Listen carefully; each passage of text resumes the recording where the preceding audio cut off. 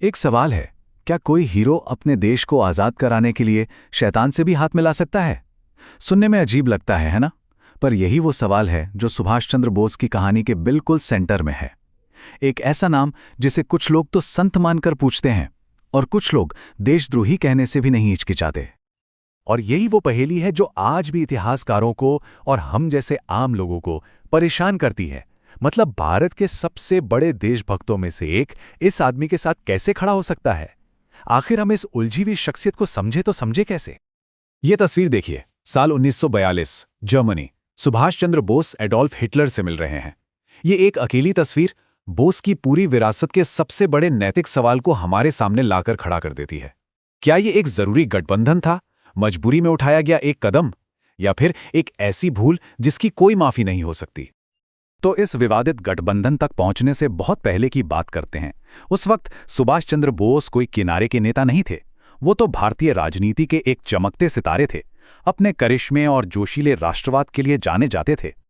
उनकी पॉपुलैरिटी का अंदाजा इसी बात से लगाया जा सकता है कि वो दो बार भारतीय राष्ट्रीय कांग्रेस के अध्यक्ष चुने गए और दूसरी बार तो उन्होंने गांधी जी के चुने हुए उम्मीदवार को हराया था। सोचिए जरा, इस एक जीत ने कांग्रेस के अंदर एक पावर स्ट्रगल शुरू कर दिया। एक ऐसा संघर्ष जो बोस को एक बिल्कुल ही अलग और शायद कहीं ज्यादा खतरनाक रास्ते पर ले जाने वाला था। और यहीं से मामला असल में उलझना शुरू हुआ। ये दो अलग अलग सोच की टक्कर थी। एक तरफ थे गांधी और नेहरू, जो मानते थे कि आज़ादी मिलेगी अहिंसा से, सविनय अवज्ञा से। दूसरी तरफ थे बोस, जिनका मानना था आज़ादी चाहिए, पूरी चाहिए, और इसके लिए अगर हथियार भी उठाने पड़े तो उठाने चाहिए। ये सिर्फ रणनीति का फर्क नहीं था, ये तो सोच का, फिलॉसफी का फर्क था। और ये शब्द देखिए, ये किसी और के नहीं बल्कि महात्मा गांधी के हैं, अपने सबसे बड़े राजनैतिक प्रतिद्वंदी के लिए। ये बात बोस के किरदार की गहराई के बारे में बहुत कुछ बताती है। मतलब जो लोग उनके तरीकों से बिल्कुल भी सहमत नहीं थे, वो भी ये मानते थे कि बोस का इरादा, उनकी नीयत सच्ची थी। वो एक देशभक्त थे। फिर आया द्वितीय विश्व युद्ध। पूरी दुनिया के लिए ये एक तबाही थी, एक खतरा। लेकिन सुभाष चंद्र बोस को इसमें एक मौका दिखा। एक ऐसा मौका जहां दुश्मन का दुश्मन अपना दोस्त होता है वाली पुरानी कहावत पर एक बहुत बड़ा और बहुत जोखिम भरा दांव लगाया जा सकता था। और फिर जनवरी 1941 में बोस ने वो किया जो किसी फिल्मी कहानी से कम नहीं था। कलकत्ता में अपने घर पर नजरबंद थे और वहां से निकल भागे। भेस बदलकर अफगानिस्तान और सोवियत संघ के रास्ते एक ऐसा खतरनाक सफर तय किया जो उन्हें सीधे नाजी जर्मनी के दिल में बर्लिन ले जाकर छोड़ेगा। तो ये थी उनकी स्ट्रैटेजी, दुश्मन का दुश्मन, सीधी, सपाट और बेहद प्रैक्टिकल। विचारधारा से कोई लेना देना नहीं। मकसद सिर्फ एक था, भारत की आज़ादी। पर सवाल तो वही है, क्या मकसद इतना बड़ा हो सकता है कि रास्ते की परवाह ही न की जाए? क्या भारत की आज़ादी की कीमत दुनिया के सबसे जालिम शासनों में से एक से हाथ मिलाना हो सकती थी? लगभग 43,000 सैनिक। ये सिर्फ एक नंबर नहीं है, ये उन 43,000 लोगों की कहानी है जिनमें से ज्यादातर ब्रिटिश इंडियन आर्मी के ही युद्धबंदी थे। इन लोगों ने बोस में एक उम्मीद देखी, भारत को आज़ाद कराने का एक मौका देखा, और इसके लिए वो उन लोगों के साथ लड़ने को तैयार हो गए जिन्हें कभी वो अपना दुश्मन समझते थे।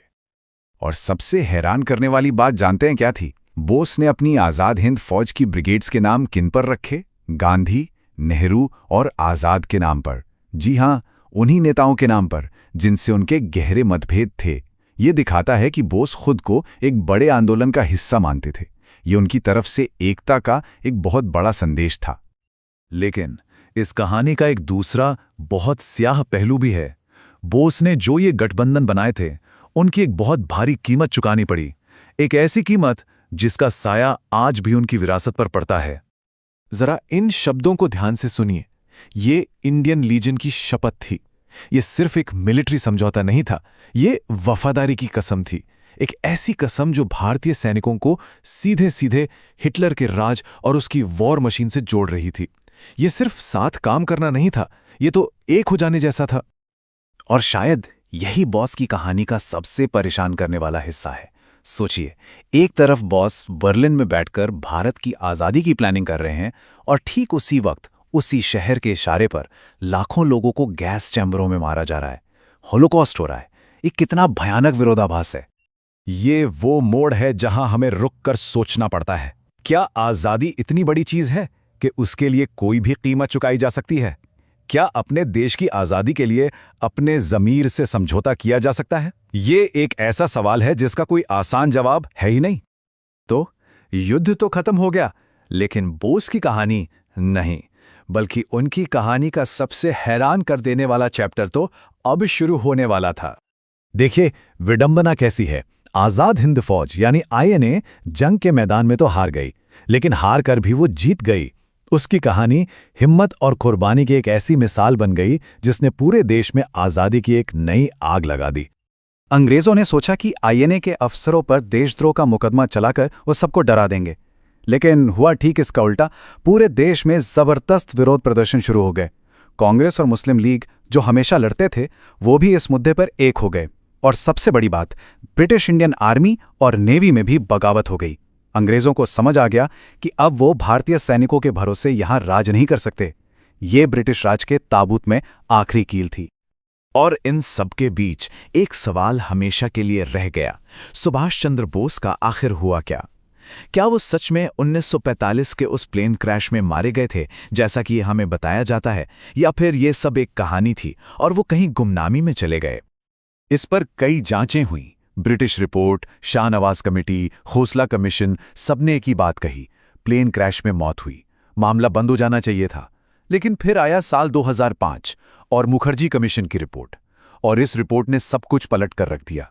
इसने साफ साफ कहा कि बोस की मौत उस क्रैश में नहीं हुई थी। हालांकि सरकार ने इस रिपोर्ट को खारिज कर दिया, लेकिन इसने उन तमाम कॉन्स्पिरेसी थियरीज को एक नई जिंदगी दे दी जो आज तक चल रही हैं। तो घूम फिर कर हम वापस उसी सवाल पर आ जाते हैं, इतिहास को एक ऐसे नेता को कैसे देखना चाहिए जिसने आज़ादी के लिए बुराई से हाथ मिलाया? सुभाष चंद्र बोस की कहानी हमें एक जरूरी बात सिखाती है कि इतिहास कभी भी सीधा साधा ब्लैक एंड व्हाइट नहीं होता। इसमें कई ग्रे एरियाज होते हैं। ये कहानी बताती है कि हीरो भी कॉम्प्लेक्स हो सकते हैं और आज़ादी का रास्ता अक्सर ऐसे नैतिक सवालों से होकर गुजरता है जिनका कोई आसान जवाब नहीं होता। और शायद इन मुश्किल सवालों से जूझना और अपना नजरिया बनाना, यही इतिहास का सबसे बड़ा सबक है।